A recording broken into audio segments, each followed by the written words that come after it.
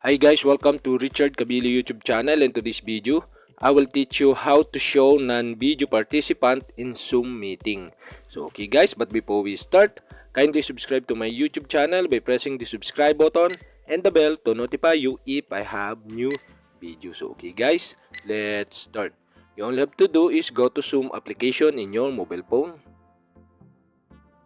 And okay guys, here in Zoom, okay, go to setting on the lower right side on your screen.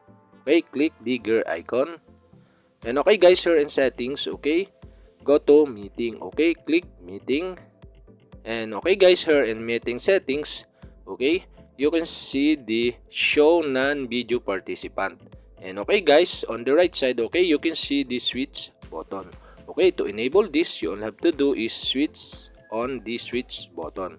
And okay guys, see the avatar of non-video participant in gallery view.